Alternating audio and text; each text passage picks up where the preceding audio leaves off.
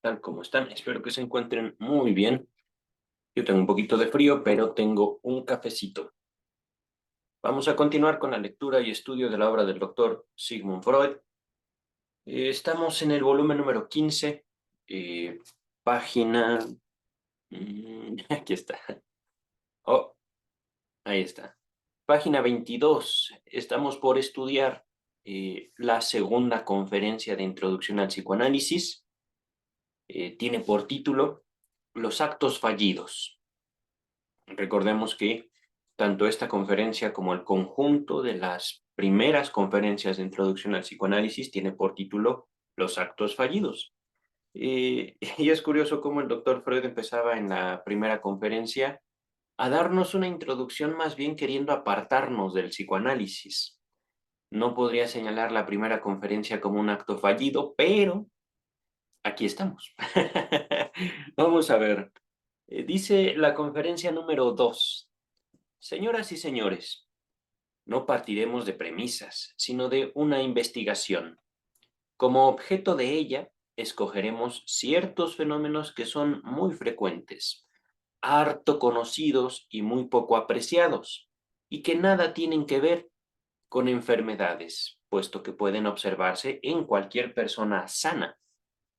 Son las llamadas, se destaca, operaciones fallidas del hombre.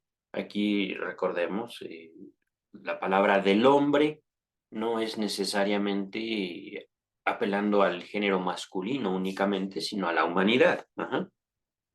Lo digo por la cuestión de las palabras ahorita en la política internacional. Repito, son las llamadas operaciones fallidas de la humanidad. Ajá. Ahorita estoy cambiando la palabra hombre por humanidad. Es decir, como que de vez en cuando a todos nos pasa que queriendo hacer una cosa, hacemos otra. Queriendo decir una cosa, decimos otra. Teniendo la palabra a punto de nombrarse en la punta de la lengua, no podemos nombrarla por algo. Ajá.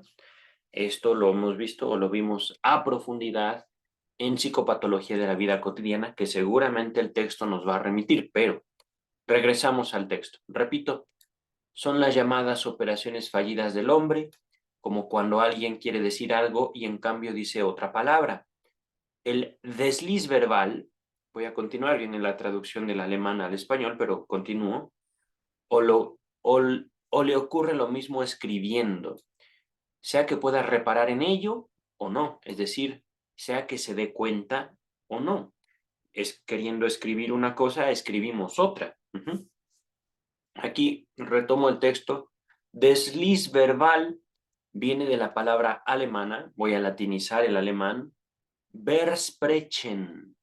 Vers con V, prechen. Es una palabra compuesta, digámoslo así, es una palabra única, que también puede traducirse como trastrabarse. Ajá. Recordemos, los textos fueron traducidos del alemán al inglés y luego posteriormente al español, los textos que estamos estudiando. Ajá. Retomo el texto. O cuando alguien en la publicación impresa o en el manuscrito de otro lee algo diverso de lo que ahí se dice. Él se destaca desliz en la lectura, es decir, tenemos un texto, tenemos un libro, leemos. Ajá. Pero, curiosamente, mientras leemos, cambiamos una palabra por otra, nosotros, que estamos leyendo el texto. Y esto es curioso, se observa, por ejemplo, en grupos de estudio, grupos de lectura. Oye, esa palabra no está ahí. ¿Cómo?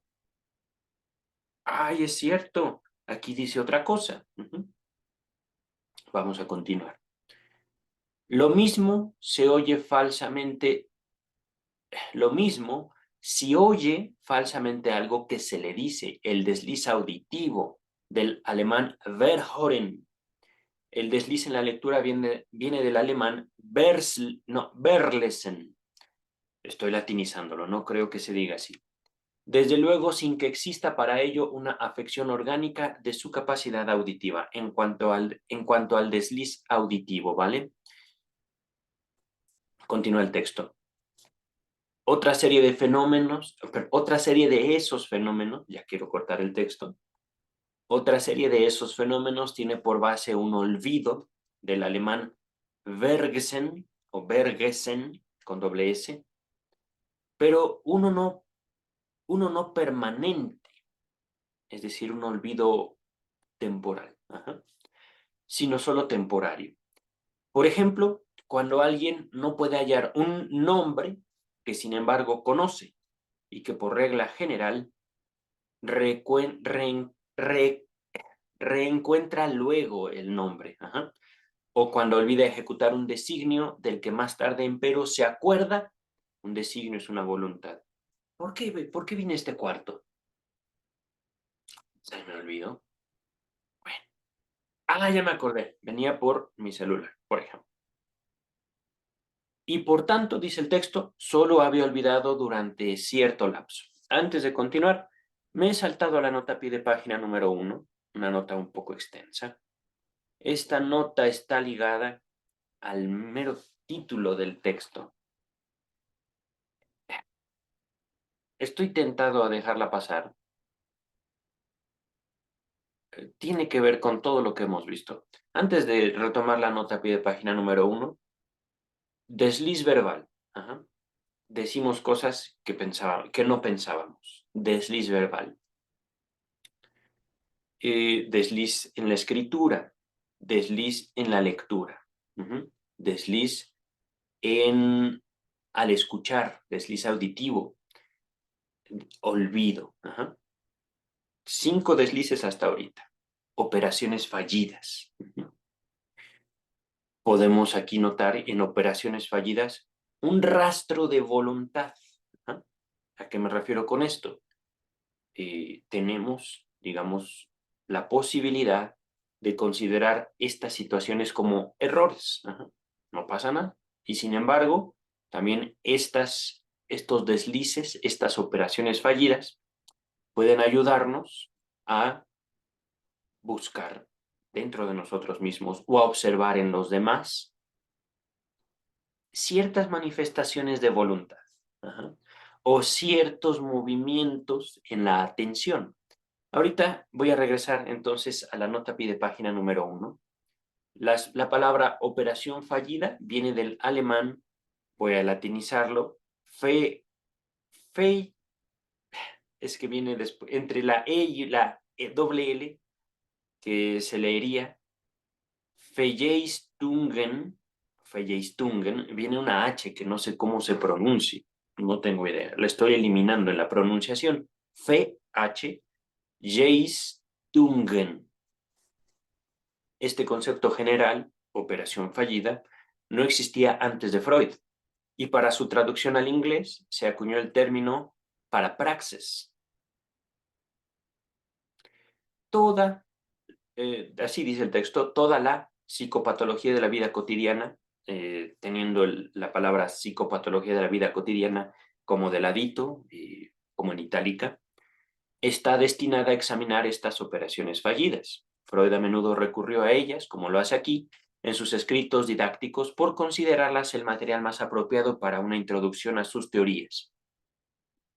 De hecho, fueron uno de los primeros temas de que se ocuparon sus propias investigaciones psicológicas. Parte de la historia de su interés por este tema se hallará en mi introducción a la psicopatología de la vida cotidiana, véase volumen 6. Nos está hablando James Strachey, el traductor, ¿vale? Del alemán al inglés. Una nota, no sé, a ver qué dice. Una nota dentro de la nota. Como en las presentes conferencias se alude repetidamente a esta obra, a fin de ahorrar espacio, emplearemos la abreviatura PWC, Psicopatología de la Vida Cotidiana.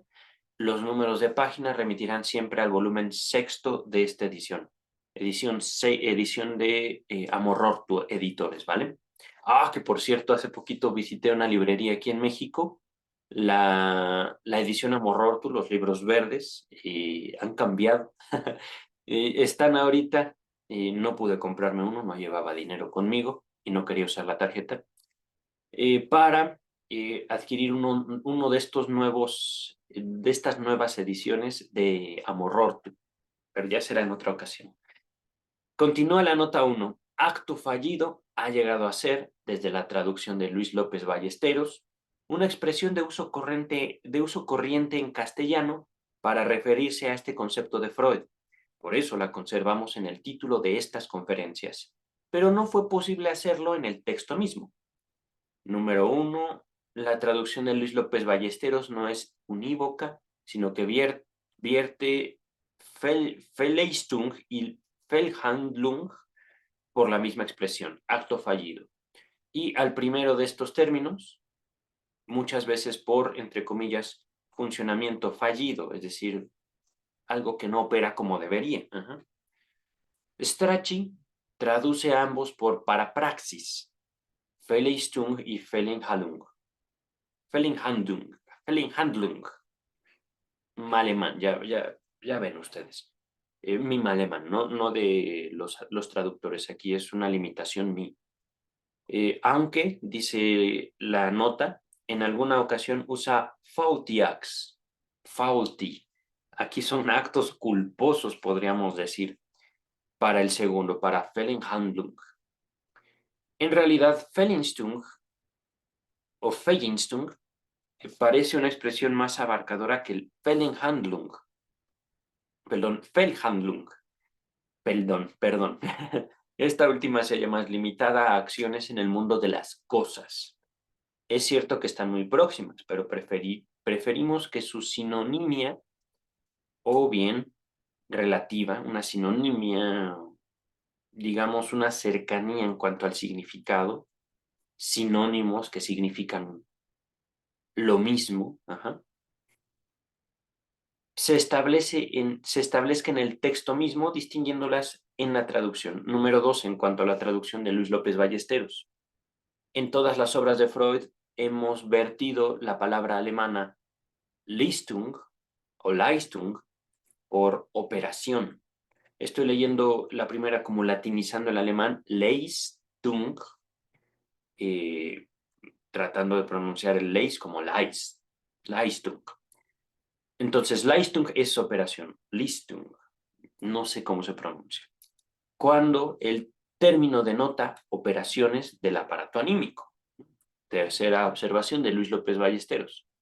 Al comienzo de la cuarta conferencia, Freud se pregunta si las Verleistung son actos, de la palabra alemana Akt, como en inglés, pero en lugar de C es K, actos psíquicos. Traducimos pues Verleistung por operación fallida, Fehlhandlung por acción fallida y Akt por acto. Continuamos con el texto principal, ¿vale? Retomamos actos fallidos que hemos visto hasta ahorita, y esto solo en esta conferencia. Desliz verbal, desliz de la escritura, desliz de la lectura, desliz auditivo y olvido. Aquí está. Voy a retomar esta última frase.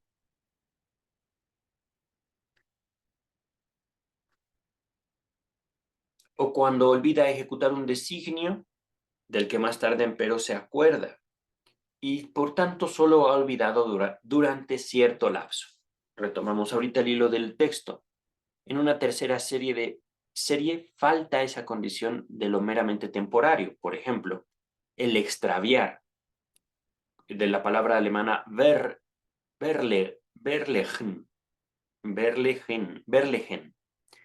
Cuando alguien guarda un objeto en alguna parte y después ya no atina en encontrarlo. O en el caso totalmente análogo del perder, de la palabra alemana verlieren. Le estoy latinizando, ¿vale? Frente a este olvido, nos comportamos diversamente que frente a otros. Nos asombra o nos enoja, en lugar de hallarlo comprensible. A ello se suman ciertos errores del alemán Irrtümer, en los que de nuevo sale al primer plano la temporariedad, es decir, son temporales, errores temporales. Pues durante cierto lapso se crea algo de lo cual antes se supo y más tarde volverá a saberse que no es así. Y una cantidad de fenómenos semejantes a los que se conoce bajo diversos nombres. todos estos acaecimientos, todas estas cosas que pasan, cuyo parentesco estrecho se expresa en alemán, en que van precedidos de idéntico prefijo, la palabra alemana ver o el prefijo alemán ver. Casi todos son de naturaleza nimia o chiquitita. La mayoría de las veces son efímeros y sin mayor importancia en la vida del hombre, es decir, de la humanidad. Ajá. Solo de tiempo en tiempo, uno de ellos, como la pérdida de objetos, alcanza repercusión práctica. Por eso casi no llaman la atención, apenas excitan débiles afectos, etc. Para estos fenómenos quiero ahora solicitar la atención de ustedes. Perdón, antes de continuar, en cuanto al prefijo alemán ver, viene asociado un asterisco. Alguien me está buscando. Cuestiones. Ok, ok. El prefijo alemán ver tiene un asterisco. También en inglés, el prefijo mis, que podríamos aproximarnos con la palabra misunderstood, malentendido. Missed, perdido. Ajá. El prefijo inglés mis cumple análoga función. En castellano sucede lo mismo con ciertas voces que empiezan por el prefijo tras, como tras trabarse, tras tocar, tras cordarse.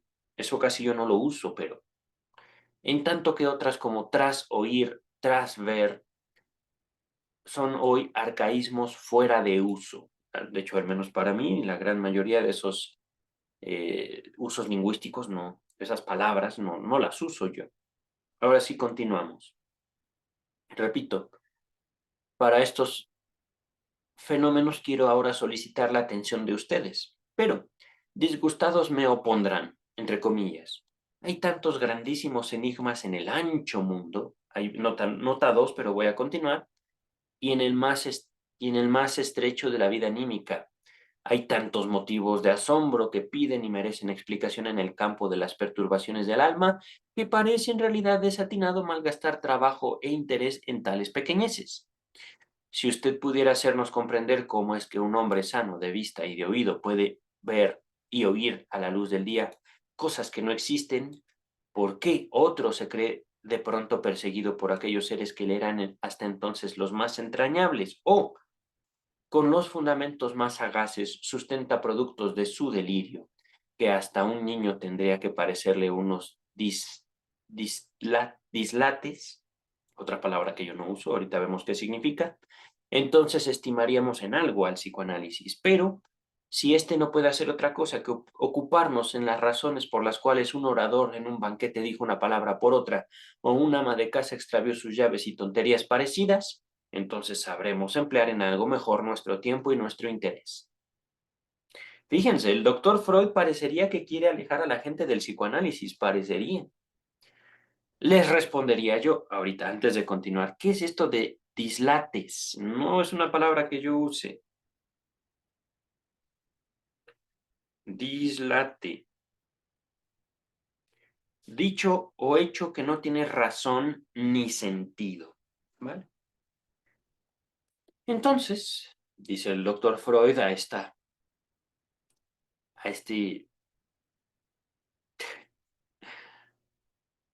esta frase de oposición que él mismo planteó.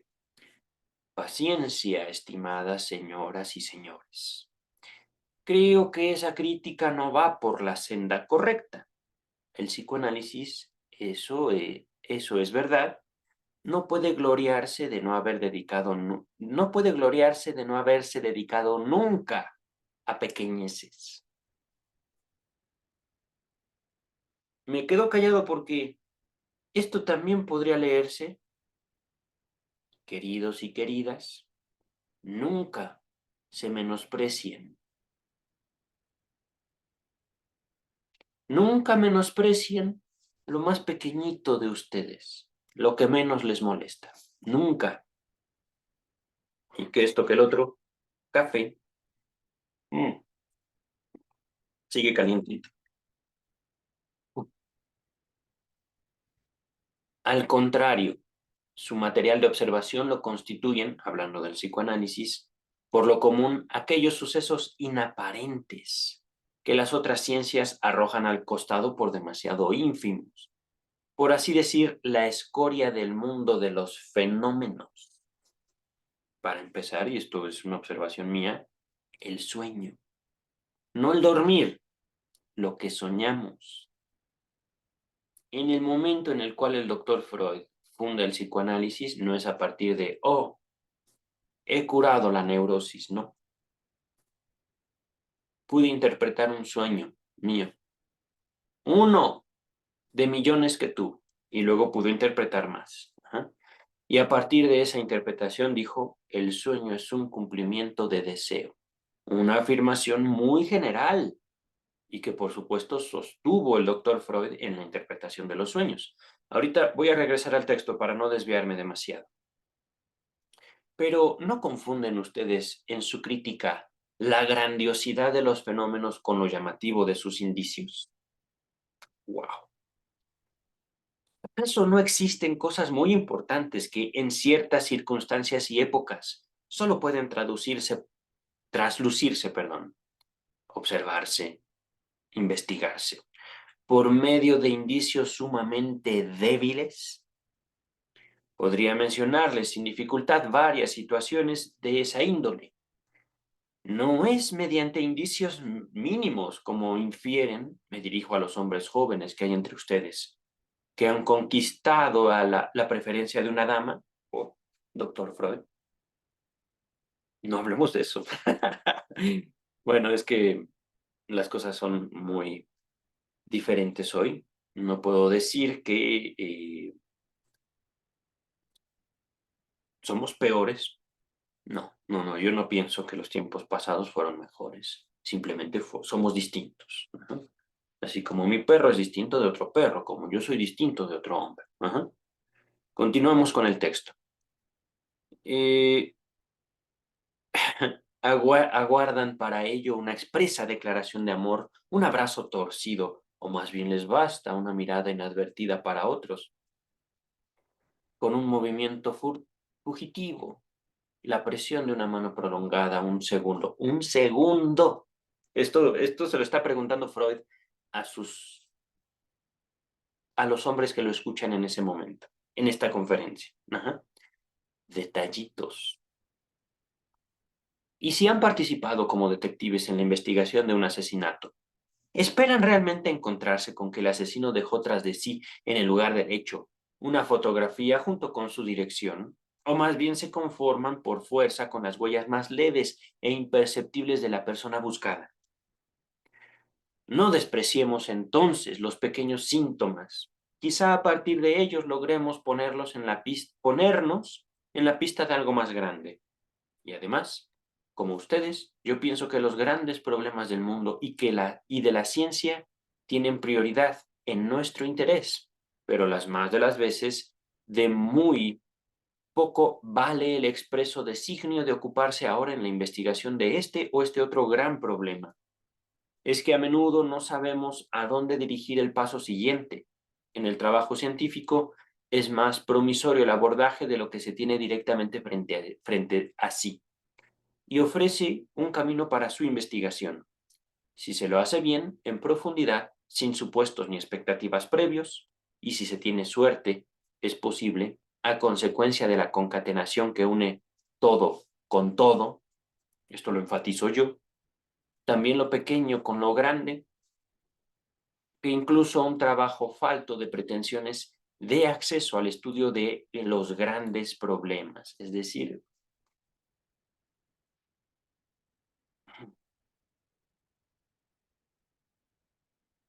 me hizo preguntarme, doctor Freud,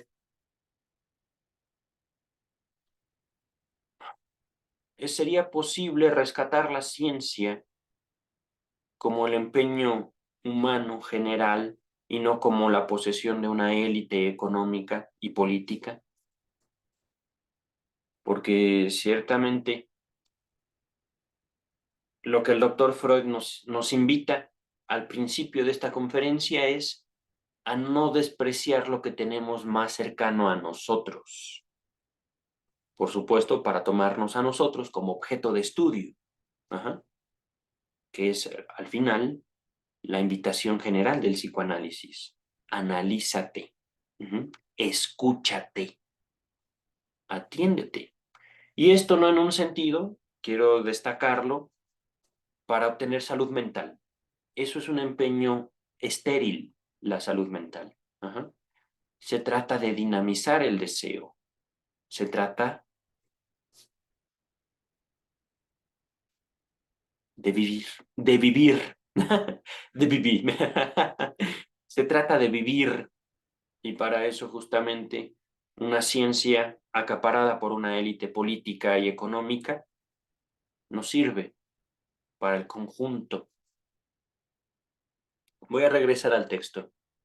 Así hablaría yo para retener el interés de ustedes en la consideración de las operaciones fallidas de las personas sanas, fenómenos apariencia tan nimios, es decir, tan chiquitos, insignificantes. Cafecito. Ahora consultemos a cualquiera que sea ajeno al psicoanálisis y preguntémosle por el modo en que él se explica el acaecimiento de tales cosas. Sin duda responderá primero, oh, eso no merece explicación ninguna, son pequeñas contingencias. Esa era la respuesta. Pregunta el doctor Freud, ¿qué entiende nuestro hombre con eso? Quiere decir que hay sucesos tan ínfimos que se salen del encadenamiento del acaecer universal. Me está interesando eso del acaecer universal. Voy a continuar. Y lo mismo podrían ser como no son. ¡Oh! Eso está fortísimo. Es decir, hablamos de una relación de un sujeto con la vida, consigo mismo, consigo misma. En esa relación con la vida no hay cosas chiquitas, no hay fenómenos que no valga la pena prestarles atención, porque al fin y al cabo forman parte del todo. ¡Wow! Esto de lo mismo podrían ser como no son, por algo están ahí las cosas, están ahí. No es que las queramos ver, no es que les queramos dar una importancia que no tienen, forman parte del todo. Y de eso no se ocupa la psicología moderna, porque lo reclamó fuertemente el doctor Freud, lo reclamó el psicoanálisis. Errorcitos, entre comillas, deslices, olvidos. Voy a continuar. Si alguien quebrara de esa suerte en un solo punto el determinismo de la naturaleza, es decir, quebrara de esa suerte, cositas que no tienen importancia. Es tan pequeñito, nos ocurre a todos, hay que descartarlo. Echa por tierra toda la cosmovisión científica, es decir, ¿para qué buscamos conocimiento?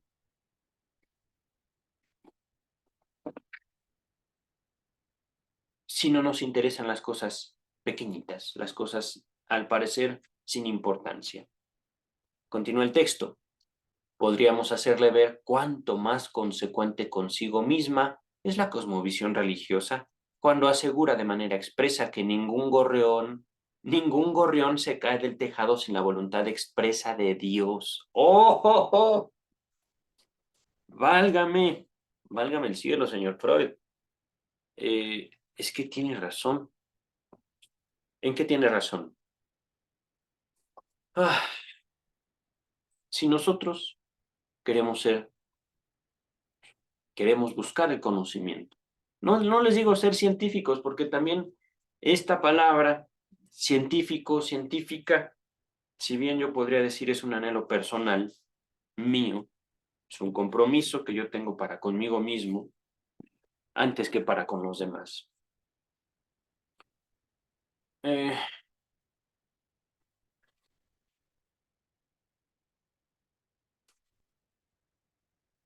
hay, y esto es lo expongo en mi libro y por supuesto estoy ahondando muy profundamente en otros libros que estoy escribiendo al respecto de la ciencia, al respecto de la psicología. Por eso este texto me está haciendo un eco profundo. Lo que el doctor Freud está diciendo aquí, si los religiosos tienen una explicación a lo que no tiene importancia, un gorrión que se cae de un tejado o un cabello que se nos cae, si los religiosos tienen esas explicaciones, ¿por qué desde la ciencia despreciamos eso que nos ocurre a todos? ¿Por qué? Esto lo voy a dejar así para continuar con el texto, ¿vale? Creo que nuestro amigo no querrá extraer esa consecuencia de su primera respuesta. Se retractará y dirá que sí, él estudiará estas cosas, perdón, y dirá que si él estudiara estas cosas, hallaría de todos modos explicaciones para ellas. Se trata de pequeños deslizamientos de la función, de imprecisiones de la operación del alma, cuyas condiciones pueden indicarse. Un hombre que por lo demás habla correctamente quizá cometa un desliz verbal, número 1, si está algo indispuesto y fatigado. Número 2, si está emocionado. Y número 3, si es solicitado en demasía por otras cosas, es decir, atendiendo muchas cosas a la vez, su atención aquí, su atención allá. Continúa el texto. Es fácil corroborar estas indicaciones y, en efecto, el trastrabarse emerge con particular frecuencia cuando se está fatigado, se tienen dolores de cabeza o a uno está por atacarle una jaqueca. En esas mismas circunstancias ocurre con facilidad el olvido de nombres propios. Y algo que quiero dejar claro antes de continuar, se habla aquí de dolor físico. El número 1 es indispuesto o fatigado. Y aquí es importante cómo en nuestro contacto con la realidad se mete nuestro contacto con nuestro propio cuerpo. Y cuando digo se mete, es decir, como que estorba nuestro cuerpo en el contacto con la realidad. Sin embargo, esta postura de mi cuerpo me estorba es subjetiva, es individual. Esto de mi cuerpo me estorba puede ser tomado justamente como un trampolín para la aproximación a la realidad. Ahorita voy a dejar este comentario así, pero la frase o la postura de mi cuerpo me estorba tiene mucha historia.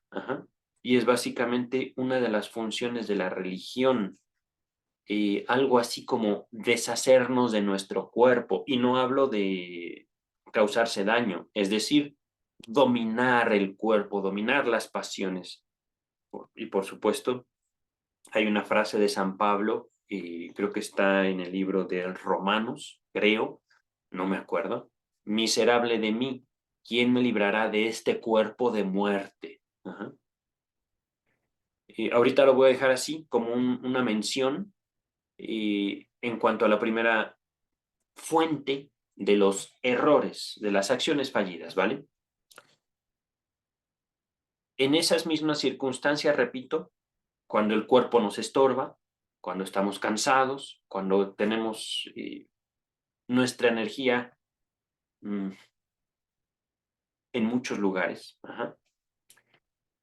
En esas mismas circunstancias ocurre con facilidad el olvido de nombres propios. Muchas personas suelen anticipar por esas ausencias de nombres propios la jaqueca, el dolor de cabeza que está por sobrevenirles. Nota número 3. Esta era una experiencia personal de Freud, véase Psicopatología de la Vida Cotidiana, página 28. Y antes de continuar, aquí también les puedo hacer notar que, al menos desde mi formación profesional en la psicología, algo que se criticaba es que el autoanálisis de Sigmund Freud era un misterio. Por supuesto, cuando te aproximas a los textos, descubres que el autoanálisis de Freud es la interpretación de los sueños. La interpretación de los sueños le sirvió a Freud para curar sus jaquecas, curar. Es decir, un acto de relación consigo mismo que le permitió inferir en los dolores recurrentes que él tenía. Y por supuesto esto al principio del psicoanálisis. Podríamos decir, esa cura de jaquecas, esto de que me va a doler la cabeza, yo sé que me va a doler la cabeza cuando se me olvidan los nombres propios, es uno de los actos, al menos palpables en la vida de Freud, para decir el psicoanálisis se funda a partir de una experiencia personal, una experiencia subjetiva, pero también una experiencia, ¿cómo decirlo?, contundente. Ajá. Ahí no había aspirina, ahí no hubo operación, ahí simplemente hubo, oh, un sueño. ¿Y esto por qué? Ah, oh, ujú. Bien, entonces yo soy esto, yo puedo hacer esto, yo quiero esto. Mm, Puedo hacer otras cosas conmigo mismo. Entre otras cosas, continuar mi análisis, continuar en esta relación conmigo mismo, con mi cuerpo. Vamos a regresar al texto, ¿vale? También emocionados, confundimos a menudo las palabras y lo mismo las cosas. Entre comillas, trastocamos las cosas confundidos. Trastocamos quiere decir tomamos una cosa por otra. Del alemán, ver, voy a latinizarlo, greifen. Podría pronunciarse vergreifen, no lo sé. Y el olvido de designios, así como una multitud de otras acciones impremeditadas, es decir, que no se piensan, se hacen notables cuando se está distraído. Vale decir, en verdad, cuando se está concentrado en otra cosa. Ahí está, concentrado. Cuando les hablaba de movimientos de nuestra energía, justamente lo que nosotros también podemos llamar libido, podemos aproximarnos también como atención, ajá, que es al fin y al cabo la forma en la cual nos damos cuenta cómo la psique es lo que podríamos denominar un sistema autorregulado y por supuesto con la autorregulación la voluntad no está o no está tan presente. Ahorita vamos a regresar al texto, seguramente ahondaremos en este concepto en esta conferencia. Dice el texto, un ejemplo conocido de semejante distracción es el profesor de la, voy a latinizar, Fliegende Blatter, nota 4, pero voy a continuar, que olvida recoger su paraguas y se confunde de sombrero porque está pensando en los problemas que ha de tratar en su próximo libro. En cuanto a la palabra Fliegende Blatter, es un semanario humorístico. Ok, continuamos con el texto. Cada uno de nosotros conoce por experiencia propia ejemplos de designios que nos hemos forjado, de promesas que nos hemos hecho y que olvidamos porque entre tanto vivenciamos algo que nos solicitó con fuerza. Es decir, y esto es importante, esta relación que tenemos con la realidad o bien esta relación que nosotros tenemos con nuestro cuerpo puede alternar. Ajá. Es decir, yo quiero darme algo a mí, yo quiero atender una necesidad en mí, yo quiero procurar un deseo de mí, pero viene la realidad, ¡pum! El trabajo, ya me están buscando. Viene la realidad, ¡pum! Me enfermé, ya no puedo ir a la biblioteca, ya no puedo ir al bar, ya no puedo ir a cantar porque ya me enfermé de la garganta. Esta relación, digámoslo, entre algo que podemos denominar nuestro yo, nuestros deseos. Ajá. El yo no como nuestro cuerpo, y esto es curioso. Me quedé pensando ahorita en cómo se forma ese yo que hemos ya hablado mucho. Les recomendaría desde el volumen 14, el doctor Freud introduce la teoría de la libido, desde contribución a la historia del movimiento analítico a partir de las separaciones de Adler y Jung. Esta noción del yo, esta idea o palabrita que usa Freud constantemente, desde la interpretación de los sueños como un yo, algo que se llama un yo, obtiene una fortaleza, obtiene una dimensión distinta a partir de la teoría de la libido. Ajá.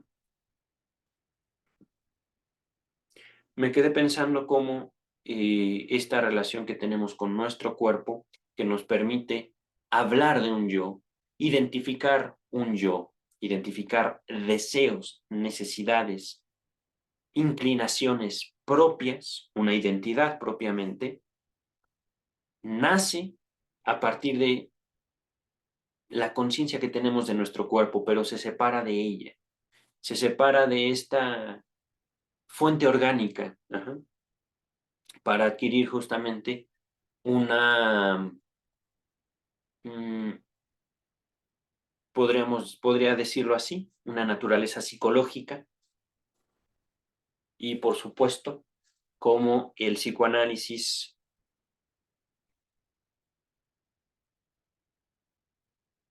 atribuye la característica de inconsciente a esto que podemos nombrar como el yo, una identidad. Ajá. Hay un trabajo, por supuesto, extenso que hemos hecho aquí.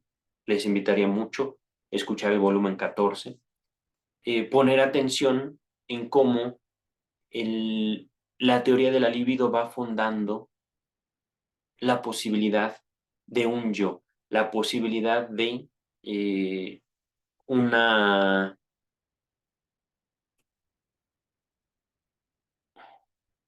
Es que no es una capacidad. ¿Qué es eso? ¿Qué es la psique? ¿Qué es la mente? Dejémoslo como una cosa que siente. Ajá. Y ciertamente una de las fuentes es el cuerpo, pero no es toda. La misma psique puede ser fuente de sus propias sensaciones. Por ejemplo, un sueño que nos despierta en la noche y que nos permite, este es un ejemplo reciente porque me acaba de ocurrir, nos permite notar emociones que no habíamos notado, nos permite apropiarnos de deseo o de deseos que no queremos reconocer en nosotros, que pueden ser tan sencillos como me gusta esa compañera de trabajo, pero tiene novio, por ejemplo, ¿no? Vamos a continuar con el texto.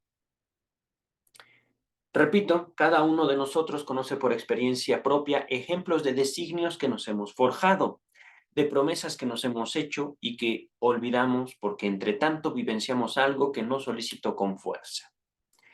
Esto nos suena por completo inteligible y parece exento de contradicción, es decir, hasta el momento todo terso, todo tranquilo y todo fácilmente observable. Quizá no es muy interesante, al menos no tanto como habíamos esperado. Consideremos con mayor atención esas explicaciones de las operaciones fallidas. Las condiciones que se indicaron para la emergencia de esos fenómenos no son todas del mismo tipo. Estar dispuesto o tener trastornos circulatorios dan por una fundamentación fisiológica a la falla de la función normal. Excitación, fatiga, distracción con factores son de otro tipo, son factores de otro tipo, que podrían llamarse psicofisiológicos.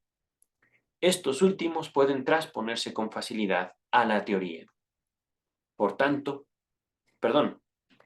tanto por la fatiga como por la distracción, y quizá también por la excitación general, la atención se distribuye de un modo tal que puede traer por consecuencia que se dirija una atención escasa a la operación de que se trate. Es entonces particularmente fácil que ésta se perturbe y se ejecute fallidamente. Un leve estado enfermizo o modificaciones en el aflujo de sangre al órgano nervioso central puede traer este mismo efecto, ya que influyen de manera similar sobre el otro factor decisivo, la distribución de la atención. En todos los casos, entrarían en juego, pues, los efectos de una perturbación de la atención, sea por causas orgánicas o por causas físicas. Cafecito. Ya si no está caliente. Continúa el texto. Esto no parece proporcionarnos gran cosa para nuestro interés psicoanalítico.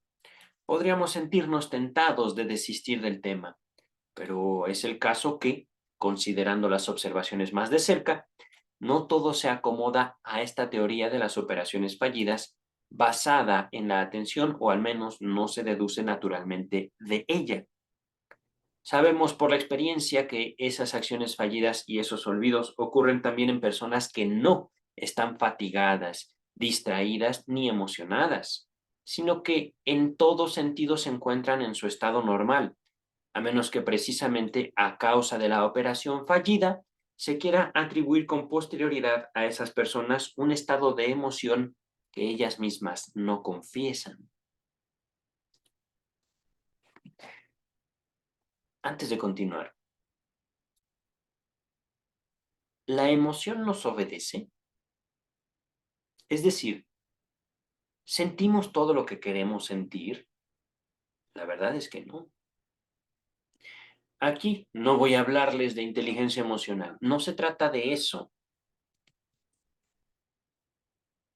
Aquí no puedo evitar tampoco ligar la emoción con el deseo. Y es justamente lo que a mí me permite nombrarme a mí mismo psicoanalista. El deseo es un acto voluntario, un acto voluntario. Ojalá, ojalá, ahí va mi deseo. Un acto voluntario. Caray, caray, caray, caray. Si mi analista me escuchara, me agarraría cachetadas ahorita. El deseo no puede ser un acto voluntario porque el deseo parte justamente de que no tenemos algo.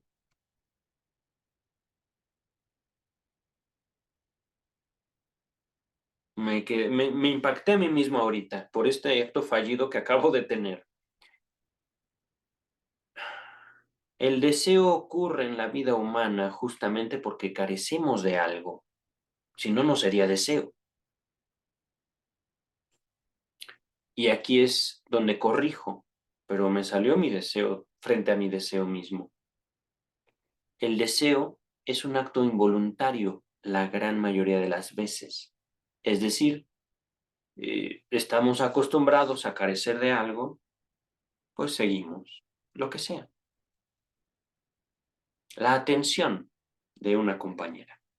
Por ejemplo, no lo tenemos, no importa, hay más mujeres, pero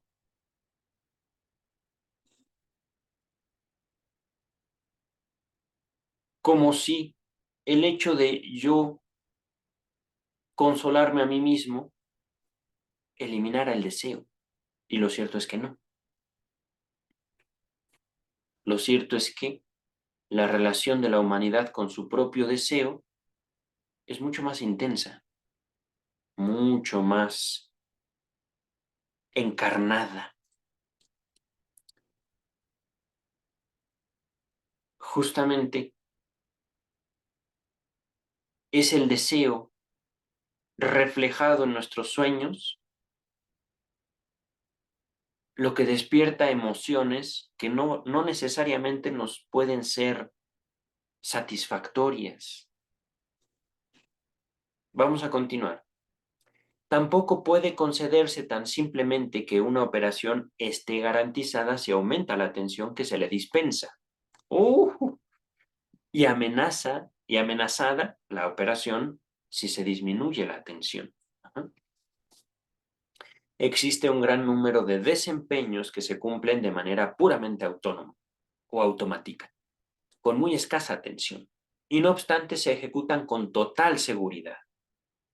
El paseante, que apenas sabe a dónde va, mantiene empero el camino correcto y llega a su destino sin haberse descaminado, del alemán vergangen, latinizando el alemán, ¿vale? Al menos es lo que ocurre por regla general. El pianista ejercitado acierta las teclas correctas sin pensar en ello. Desde luego, También puede trastocarlas confundido alguna vez, pero si el tocar de manera automática hubiera de acrecentar el peligro de que ello ocurra, precisamente el virtuoso, que por su gran ejercitación ejecuta de manera por entera automática, sería el más expuesto a ese peligro. Es decir, los expertos son los que ya no piensan cómo hacen las cosas. No lo piensan, no pasa por su atención, simplemente lo hacen. Continuamos. Vemos, por el contrario, que muchas ejecuciones salen especialmente bien cuando no son objeto de una atención muy elevada. Nota número 5, pero voy a continuar. Y que el percance de la operación fallida puede sobrevenir cuando se otorga particular importancia a la operación correcta. Vale decir, en casos en que con seguridad no se desvía la atención requerida. Nota número 5 en cuanto a atención elevada.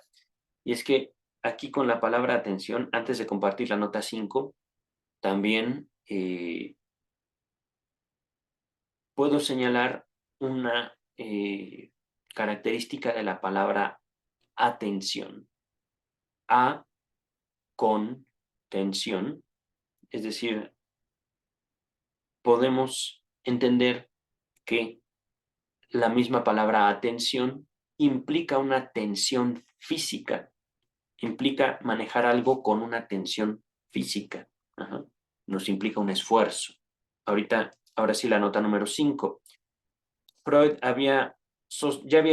ya había sostenido con frecuencia en otros lugares que es posible realizar las funciones con mayor precisión en ausencia de atención consciente. Véase Psicopatología de la Vida Cotidiana, página 131.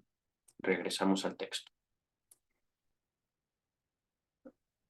Podría sostenerse que esto es en efecto que la emoción. Otra vez, podría sostenerse que esto es el efecto de la emoción, es decir, la emoción afecta nuestra atención. Pero no se entiende por qué motivo la emoción no haría más bien que se pusiera mayor atención en algo que se procura con tanto interés. Cuando alguien en un discurso importante o en un debate oral comete un desliz y dice lo contrario de aquello que se proponía, ello difícilmente puede explicarse con arreglo a la teoría psicofisiológica o teoría de la atención. Y entre las operaciones fallidas hay en verdad muchos fenómenos colaterales que no se comprenden si se nos aclaran por las explicaciones propuestas hasta ahora. Si alguien, por ejemplo, olvida temporariamente un nombre, ello le enfada y a toda costa quiere recordarlo y no puede cejar en el empeño perdón. ¿Por qué el enfado logra raras veces dirigir su atención como quisiera a esa palabra que, según dice, entre comillas, tiene en la punta de la lengua y que al instante reconoce si la oye mencionar ante él? O bien, hay casos en que las operaciones fallidas se multiplican, se encadenan unas con otras, se sustituyen unas a otras. La primera vez habíamos olvidado una cita. La siguiente vez en que nos hicimos el designio de no olvidarla, comprobamos que por error habíamos anotado otra hora. Por ciertos rodeos buscamos acordarnos de una palabra olvidada y entonces se nos escapa un segundo nombre que habría podido servirnos para encontrar el primero. Y si ahora perseguimos ese segundo nombre, se nos sustrae un tercero, etcétera. Es decir, olvido una cosita y ese olvido lleva a otro olvido y ese otro olvido me hace olvidar otra cosa, etcétera, etcétera, etcétera. Lo mismo, como es sabido, puede suceder en el caso de los errores de imprenta, que pueden concebirse como operaciones fallidas del cajista. Entiendo que es quien ponía las letras impresas o las acomodaba mal, entre comillas. Una de esas obstinadas erratas se filtró cierta vez en una hoja socialdemócrata. En la noticia sobre una festividad se leía, entre comillas. Entre los presentes se observó también a su Alteza, el Kronprinz, no sé qué quiera decir corn prince. Parece como príncipe del maíz, corn. Al día siguiente se intentó una enmienda. La hoja se disculpó y escribió. Quiso decirse, desde luego, el Knorprinz. Knorprinz. Aquí hay un asterisco. Lo que se pretendía decir era Kronprinz, príncipe de la corona. Korn significa cereal y Knorr, protuberancia. Ok, no, es que no. No sé alemán, pero eso estuvo lindo. Mm.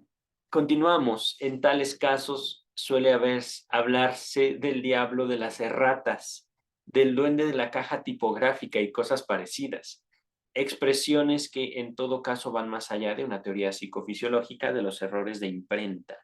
Véase Psicopatología de la vida cotidiana, páginas 130 a 131.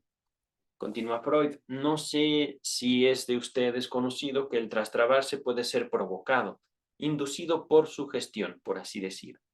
Una anécdota lo ilustra. Cierta vez a alguien que debutaba en las tablas se le confió el importante papel de anunciar al rey en...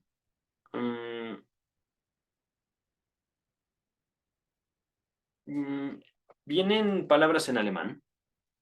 Parece una obra de Schiller. Die Jungfrau von Orleans. Ya tengo más miedo del que debería de las palabras en alemán. En Die Jungfrau von Orleans de Schiller, que el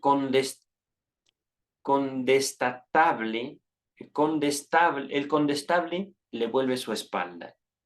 Viene del alemán der Constable, stick sein, Schwert zurück. Uno de los primeros actores se permitió la broma de apuntar el amilanado principiante repetidas veces durante el ensayo otro texto a cambio de aquel. Der comfortable sich sein Fährt zurück. El cochero le devuelve su caballo y logró su propósito.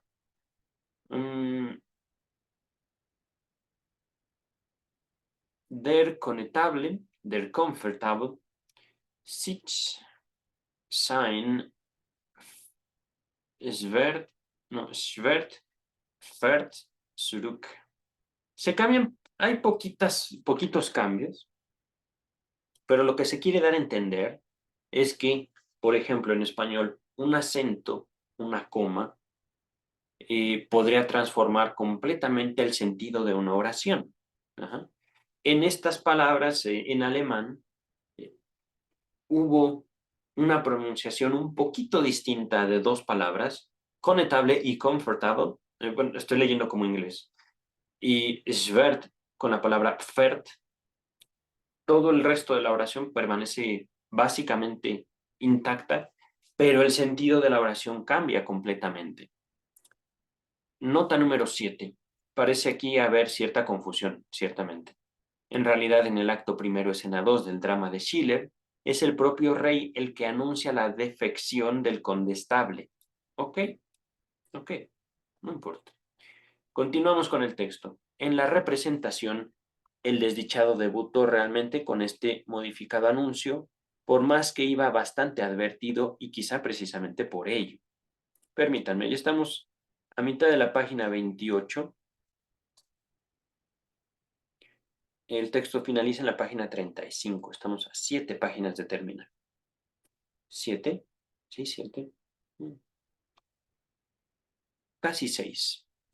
Continuamos con el texto. Ninguno de estos pequeños rasgos de las operaciones fallidas encuentra aplicación en la teoría de la falta de atención, mas no por eso ha de ser ella necesariamente falsa. Quizá le falte algo, un complemento para volverse por entero satisfactoria, pero a su vez, muchas de las operaciones fallidas pueden ser consideradas todavía desde otro punto de vista. Tomemos como la más apta para nuestros propósitos entre las operaciones fallidas el desliz en el habla. Se destacan esas palabras. Podríamos escoger a igual título el desliz en la escritura o en la lectura, nota 8. Desde el punto de vista de la traducción, es muy infortunado que en estas 3 conferencias sobre los actos fallidos, Freud eligiera como ejemplos más frecuentes los deslices en el habla, ya que estos son por su propia naturaleza particularmente difíciles de traducir. Y por supuesto, las palabras alemanas. El alemán tiene una naturaleza muy particular, hablando de la lengua alemana, no de las personas alemanas. Continuamos con el texto.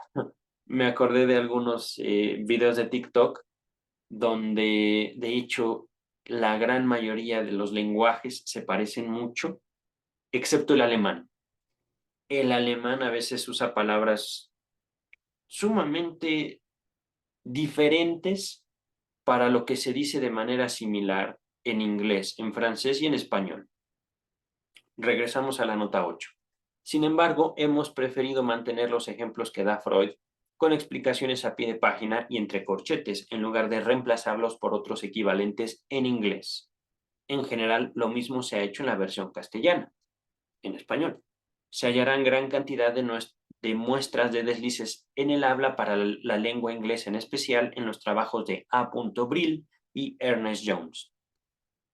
Continuamos. Sobre eso tenemos que advertir que hasta ahora solo nos hemos preguntado cuándo, en qué condiciones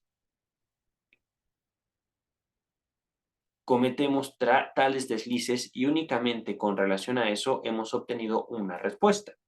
Pero también podemos dirigir hacia otro punto nuestro interés y proponernos averiguar la razón por la cual nos trastrabamos precisamente de este modo y no de otro. Podemos tomar en cuenta lo que resulte del trastabarse. Bien advierten ustedes que mientras no se dé respuesta a esa pregunta, mientras no se explique el efecto del trastrabarse, el fenómeno seguirá siendo una contingencia en su aspecto psicológico, por más que se haya encontrado una explicación fisiológica. Cada vez que cometo un desliz al hablar, es evidente que podría hacerlo de maneras infinitamente diversas, cambiando la palabra correcta por una entre millares de otras y consumando incontables desfiguraciones de ella. Ahora bien, hay algo que en el caso particular me impone. Entre todas las maneras posibles, de una manera determinada de trastrabarme, o ella queda librado al azar, al capricho, a nada racional, y a nada racional puede aducirse para esta pregunta. Y nada racional puede aducirse para esta pregunta. Ay, aquí la forma en que lo pusieron los traductores. Básicamente, uh, ¿por qué me equivoqué de esa manera y de esa manera en particular? Así nada más. Es que en serio a veces no es tanto el doctor Freud, sino los traductores traidores que llevan una pregunta hasta como no sé si es una literalidad exagerada, pero bueno, vamos a continuar. 2 autores, Meringer y Meyer, un filólogo y un psiquiatra, hicieron ya en 1895 el intento de abordar la cuestión de trastrabarse desde este costado. Reunieron ejemplos y los consideraron primero desde puntos de vista puramente descriptivos. Por supuesto, esto no proporciona todavía una explicación, pero puede indicarnos el camino hacia ella. Distinguen las desfiguraciones que el trastrabarse ocasiona en lo que se tenía la intención de decir, como permutaciones, es decir, cambios, anticipaciones del sonido, del alemán Vorklang, posposiciones del sonido, del alemán Nachklang, mezclas o contaminaciones y recambios o sustituciones. Les daré ejemplos de estos grupos principalmente propuestos por los 2 autores. En el caso de permutación, si alguien dice la Milo de Venus en lugar de la Venus de Milo, permutación en la secuencia de palabras. Una anticipación de sonido, la palabra, bueno, vienen unas palabras alemanas, las voy a latinizar. Es war mir auf der Schwest, auf der Brust so schwer. Quiere decir, quiso decirse, yacía sobre mi pecho tan pesadamente. La proferencia Svest, carente de sentido, era una deformación de Brust, pecho, debida a la anticipación de Sve, debida a la anticipación del Sve, de la palabra Sver, pesadamente. A ver,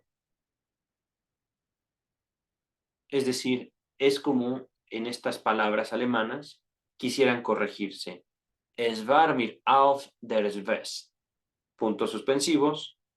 Auf der Brust so schwer. No, es como, no quería decir esto. Der Svest. Era der Brust so schwer. Este ejemplo y el anterior figuran en psicopatología de la vida cotidiana. Ven, Lobito. Continúa. Una posposición de sonido sería el conocido brindis mal logrado. Otra vez alemán, disculpen mi alemán. Ich fordere Sie auf das Wohl unseres Chefs aufzustoßen. Nota número 10. Los invito a eructar por la salud de nuestro jefe. No, perdón, a brindar. Es como la traducción. Aufzustoßen es eructar. Asustosen es brindar. Aquí nada más hubo un cambio, un pequeño error en el lenguaje, digamos, en la pronunciación. Y ya se convirtió no en un brindis, sino en un eructo en honor de alguien. Véanlo, Vito, ahorita ya acabamos. Ya estamos en la página 29, estamos a casi 5 páginas. Continuamos. Estas 3 formas de trastrabarse no son frecuentes. En mayor número podrían observar ustedes casos en el que trastrabarse se produce por contracción o por mezcla. Por ejemplo, si un caballero se dirige a una dama por la calle con estas palabras. Si usted me lo permite, señorita, yo querría acontrajarla. Del alemán, aquí se van a juntar 2 palabras alemanas. No solo las voy a decir mal, sino que ya en la formulación de la palabra quedaría con esto. En lugar de acompañarla, acontrajarla. Acompañar, ultrajar. Ajá. Querría yo acontrajarla. De la palabra alemana o de las palabras alemanas, Beiglet digen. Beiglet, no, Beglit, Begleit digen. Begleit digen. Es evidente que la palabra mixta se esconde junto a acompañar, begleiten, no, begleiten, o begleiten, ultrajar, beglidigen, begleidigen. Dicho sea de paso, el joven no había tenido mucho éxito con la dama, pues no. Como sustitución, M y M es Meringer y Meyer. Meringer y Meyer citan el caso en el que alguien dice Ich gebe die Paraparte in der Briefkasten en lugar de Brutkasten. Nota número 11. Puse el preparado en el buzón en vez de decir puse el preparado en la incubadora. Briefkasten es literalmente una caja para cartas. Brutkasten, caja para incubar. Estos 2 últimos ejemplos aparecen en Psicopatología de la Vida Cotidiana, páginas 70 y 58. Quien me busca, me están llamando de números extraños, pero no contesto. A ver. No, en serio, no lo hagan. Esto ocurre mucho en México. En México hay una modalidad, digamos, de un delito llamado la extorsión telefónica, donde se aproximan los criminales para intentar engañar a las personas y obtener dinero. No son pequeñas cantidades de dinero, son grandes cantidades. Ahorita regresamos al texto. El intento de explicación que ambos autores fundan en su colección de ejemplos es particularmente insuficiente. Opinan que los sonidos y las sílabas de una palabra tienen valencias diversas. y que la inervación del elemento de mayor valor puede influir perturbadoramente sobre la del menor valor, sobre la del de menor valor. Es evidente que, es invidente iba a decir, es evidente que para ello se basan en las anticipaciones y posposiciones del sonido, en sí mismas no tan frecuentes. En el caso de otros resultados del trastrabarse, esas preferencias del sonido, si es que en general existen, no cuentan. En efecto, la mayor parte de las veces nos trastrabamos diciendo en lugar de una palabra otra muy semejante a la primera. Y esta semejanza satisface a muchos como explicación del trastrabarse. Valga el ejemplo de un profesor en su discurso inaugural. Aquí se mezcla el español y el alemán. No estoy, viene una palabra alemana, geneigt, geneigt, geneigt, inclinado. Aquí lo que quería decir es geeignet, calificado. Pero en vez de eso dijo, no estoy inclinado para apreciar los méritos de mi estimado predecesor, es decir, no quiero reconocerlo. Esto también está de psicopatología de la vida cotidiana, pero otro ejemplo, en el caso de los genitales femeninos, a pesar de muchas experimentos. Aquí la palabra tentaciones viene del alemán Versuchen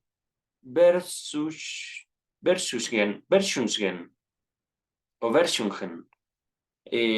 Versu o versus quiere decir experimentos, ¿vale?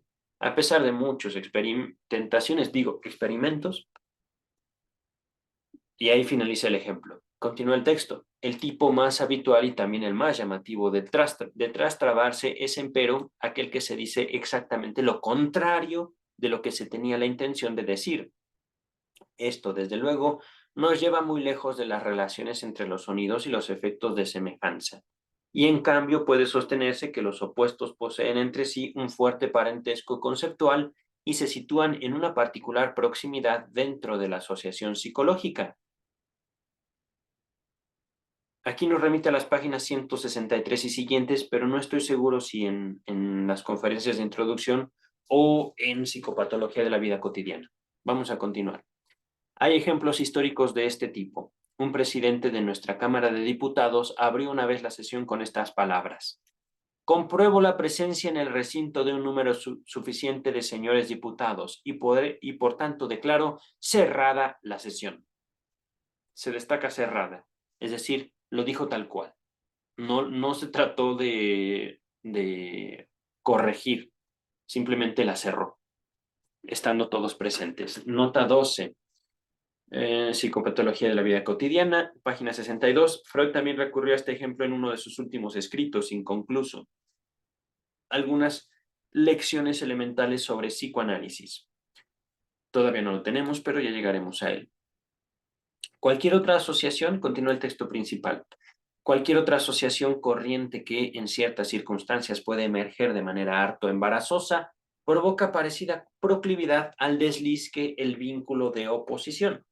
Así se cuenta que en una fiesta en honor del matrimonio de un vástago de H.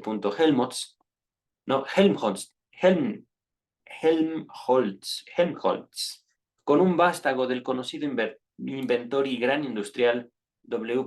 Siemens, el famoso fisiólogo Dubois Raymond, hubo de pronunciar el brindis. Fue su discurso sin duda brillante y lo cerró con estas palabras, entre comillas, larga vida entonces para la nueva firma, Siemens y Haskell. Naturalmente, era el nombre de la vieja firma. Para un berlinés, la conjunción de los dos nombres debía ser tan usual como Riedel y Weutel. Lo sería para un vienés. Por supuesto, no entiendo nada de eso. Nota número 13. Riedel y Weutel era una conocida tienda de ramos generales de Viena. Siemens y Haskell eran, por supuesto, los conocidos ingenieros eléctricos. Miren, entonces fue un desliz, digamos, por la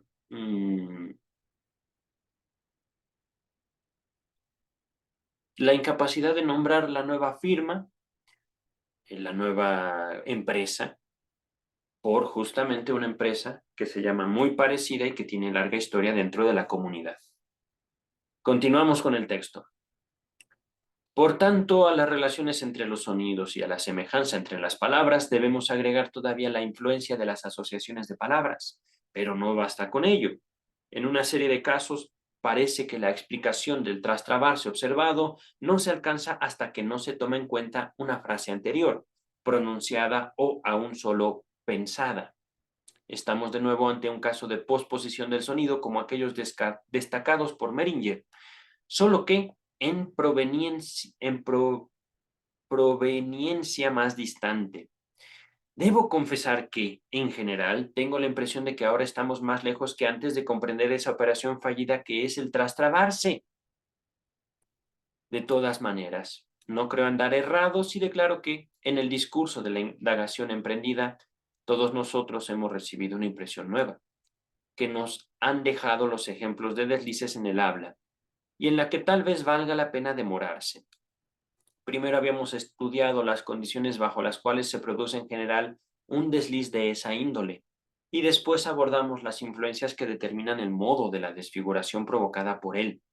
Pero no hemos considerado todavía al afecto del trastrabarse, perdón, no es afecto, es efecto. Repito, eh, cuando leo sobre deslices, me ocurren deslices. Quisiera yo más bien hablar de afecto en vez de efecto. Pero, repito, pero no hemos considerado todavía al efecto del trastrabarse por sí solo sin mirar a su génesis.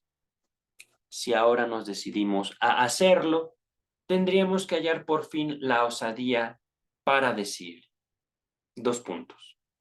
En algunos de los ejemplos, eso que el trastrabarse produjo tiene sin duda un sentido.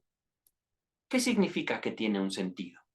Solamente que el efecto del trastrabarse puede quizás exigir que se lo considere como un acto psíquico de pleno derecho que también persigue una meta propia, como una exteriorización de contenido y de significado. Es decir, la manifestación de una voluntad que no necesariamente tiene que ser consciente. Es decir, un deseo que no está conforme a la identidad propuesta por el yo. Y esto lo estoy proporcionando yo, el texto no lo dice. Ajá.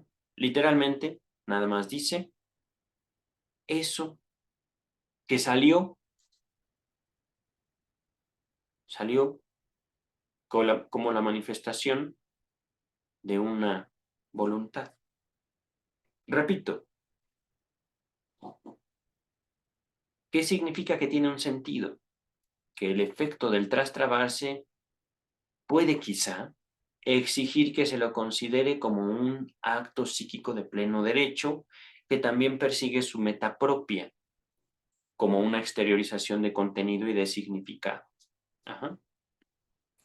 Hasta aquí hemos hablado siempre de acciones fallidas, pero ahora parece como si muchas veces la acción fallida misma fuese una acción cabal que no ha hecho sino reemplazar a otra, a la esperada o intentada. Y en este sentido propio de la acción fallida, parece palpable e innegable en ciertos casos singulares. Cuando el presidente, en sus primeras palabras, cierra la sesión de la Cámara de Diputados en lugar de abrirla, nosotros nos inclinamos, conociendo las circunstancias en las cuales ocurre el desliz, a discernir, a pensar, observar, interpretar un sentido de esa acción fallida. Él no esperaba nada bueno de la sesión y le haría muy feliz poder interrumpirla enseguida. Sin embargo, sin dificultad alguna revelamos ese sentido, vale decir, interpretamos ese trastrabarse. O si una dama pregunta a otra, con tono en apariencia aprobatorio, A ese sombrero nuevo tan encantador, ¿usted misma lo ha arreglado? Usted misma, otra vez aquí los traductores mezclan el español con el alemán. Augepatz, vocablo no existente, sustituye el Augepust, arreglado.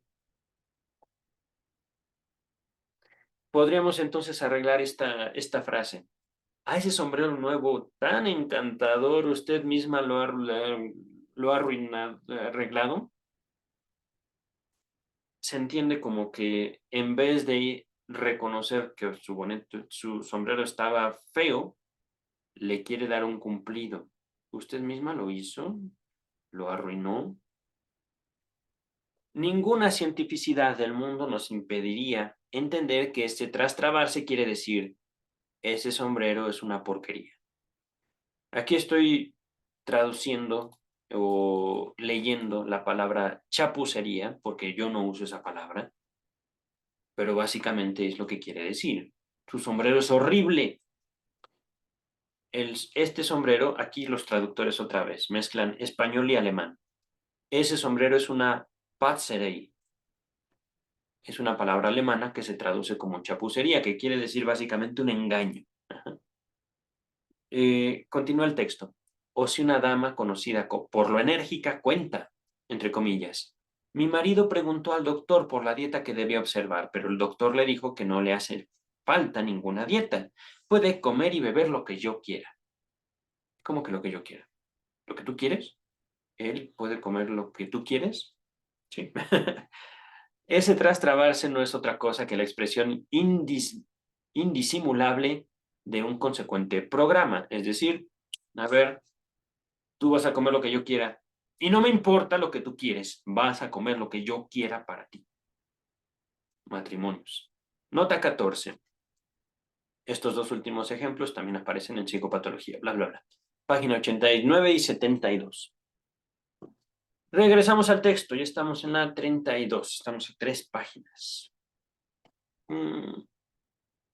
Aquí está. Si entonces resulta, señoras y señores, que solo poseen sentido unos pocos casos de deslices en el habla y de operaciones fallidas en general, repito, si entonces resulta, señoras y señores, que no solo poseen sentido unos pocos casos de deslices en el habla y de operaciones fallidas en general, sino un gran número de ellos, inevitablemente este sentido de las operaciones fallidas, del que hasta ahora nada se nos ha dicho, se convertirá para nosotros en lo más interesante y relegará, es decir, tomará la posición con justicia todos los otros puntos de vista a un segundo plano, es decir, pongamos atención en lo mínimo, en lo que está presente. Podemos hacer a un lado, por consiguiente, todos los factores fisiológicos o psicofisiológicos y nos está permitido consagrarnos a indagaciones de carácter puramente psicológico acerca del sentido, vale decir, el significado. Aquí yo les puedo aportar la dirección. El texto dice, el propósito de la operación fallida. Para ello no descuidaremos examinar con esa expectativa un material de observación más vasto. Pero antes de llevar adelante este designio, los invito a que me sigan ustedes por otra pista. Hartas veces ha ocurrido que un escritor se sirviera del trastrabarse o de alguna otra operación fallida como recurso de figuración literaria. Este hecho por sí solo nos demuestra que a juicio del escritor, la operación fallida, el trastrabarse, por ejemplo, posee un sentido puesto que lo produce intencionadamente el escritor en su personaje ficticio. No es que el autor se haya equivocado por casualidad al escribir y después dejó que ese desliz en la escritura quedase como un desliz en el hablar de su personaje. Mediante el trastrabarse quiere darnos a entender algo, y esto es algo que nosotros comprendemos como lectores. Por cierto, podemos examinar qué puede ser eso. Sí, por ejemplo, quiere indicarnos que su personaje está distraído o fatigado o ha de sobrevenirle una jaqueca. Desde luego no hemos de sobreestimar que el autor emplee el trastrabarse como provisto de sentido, es decir, como que tiene un sentido.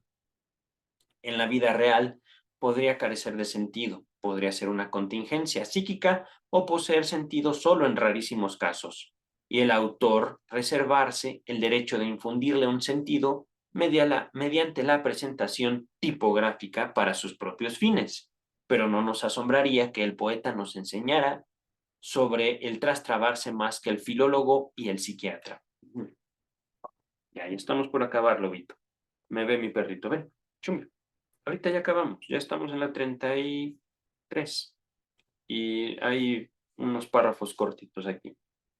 Un ejemplo de esta índole se encuentra en Wallenstein, de Schiller, Piccolomini. Acto primero, escena 5. Wallenstein es un personaje.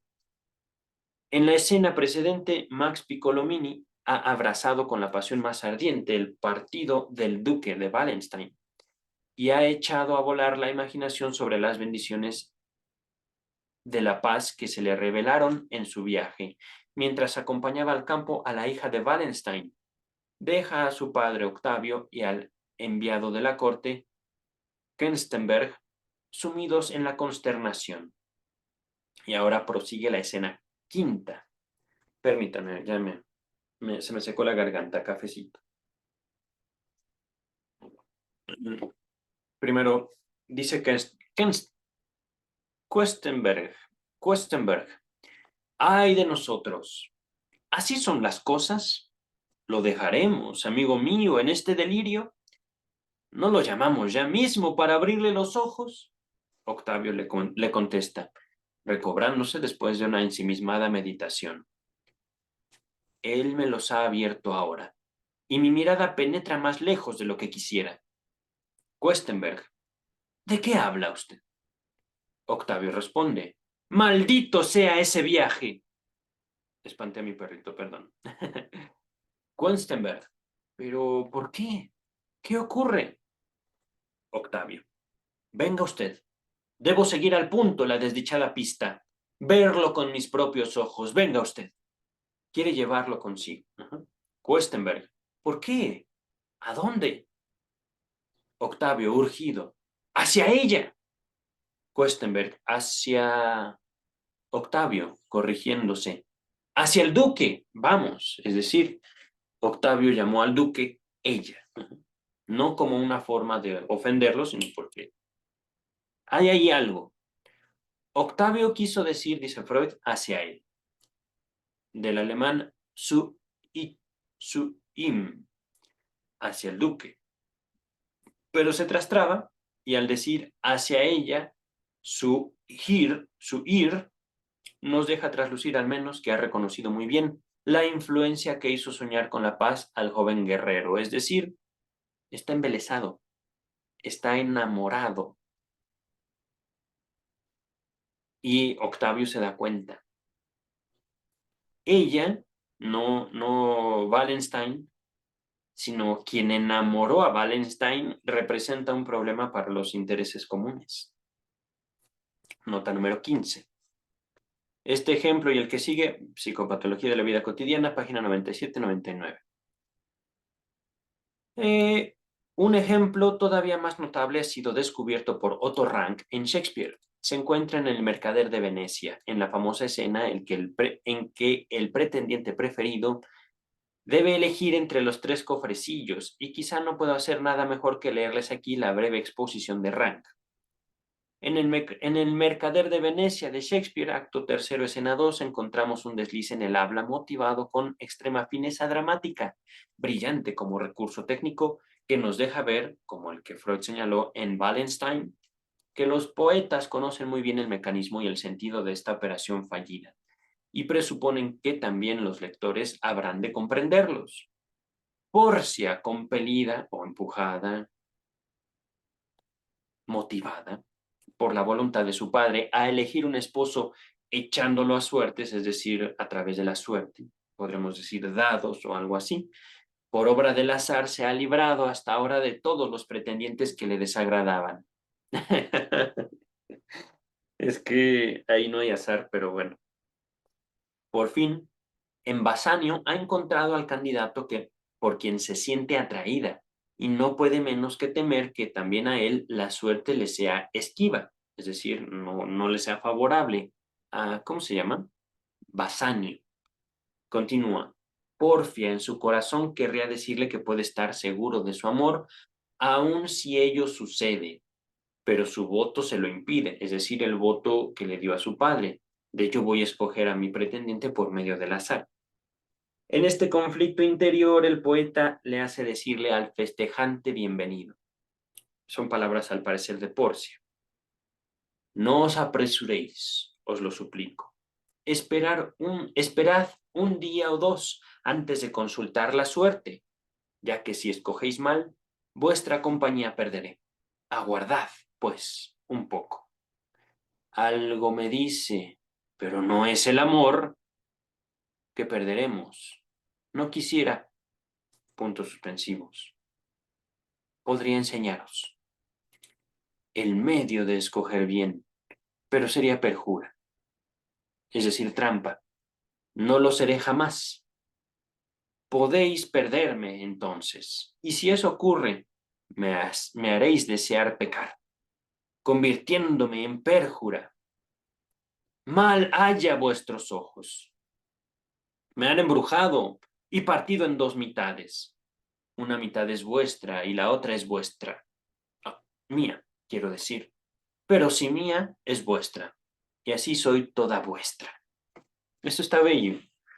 Justamente eso que ella quería insinuarle apenas, porque en verdad a toda costa debía callarlo, que aún antes de la elección era toda de él y lo amaba. Es lo que el dramaturgo, con una sutil y asombrosa penetración psicológica, deja traslucir en el trastrabarse. Mediante ese artificio, sabe calmar la insoportable incertidumbre del amante, así como la tensión que el espectador, compenetrado con él, siente frente al resultado de la elección. Notan ustedes, además, la finura con que Porcia concilia al final las dos expresiones contenidas en su trastrabarse, el modo en que resuelve la contradicción contenida en ellas y, sin embargo, da en definitiva razón al desliz. Pero si mía es vuestra, así soy toda vuestra. Un pensador alejado de la medicina ha descubierto también de pasada con una observación el sentido de una operación fallida, ahorrándonos por anticipado el trabajo de explicarla. Todos ustedes conocen al autor satírico Lichtenberg, 1742 a 1799.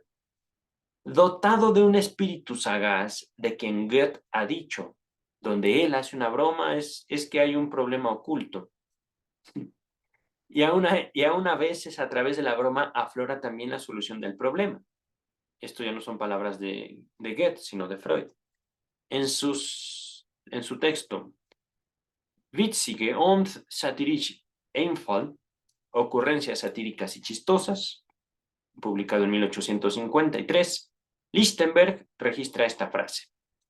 Tanto había leído a Homero que donde decía agenomen, supuesto, la palabra agenomen viene del alemán, ¿vale? Y es con doble M. Angenomen. Él siempre veía Agamenón. Es realmente la teoría del desliz en la lectura. Nota 16. No entiendo mucho realmente esto de Agamenón. Lichtenberg era uno de los autores favoritos de Freud, quien cita mucho en sus epígramas en el chiste y su relación con lo inconsciente. El dicho sobre Agamenón es vuelto a considerar en la página 63 y se lo cita en el libro sobre el chiste, véase página 88, volumen 8. Así como en Psicopatología de la Vida Cotidiana, página 113, donde también aparece un comentario de Goethe, página 213. Finalizamos. La próxima vez examinaremos si podemos seguir a los creadores literarios en su concepción de las operaciones fallidas. Y con esto terminamos la segunda conferencia de introducción al psicoanálisis. Pero la tercera conferencia es una continuación de esta segunda, es decir, se ocupa también de los actos fallidos.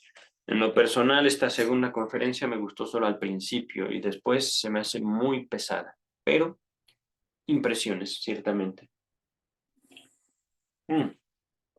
Por el momento voy a sacar a pasear a cierto perrito que bien se lo merece. Es un amor de perrito. Nos estamos viendo para la tercera conferencia de introducción al psicoanálisis. Bye.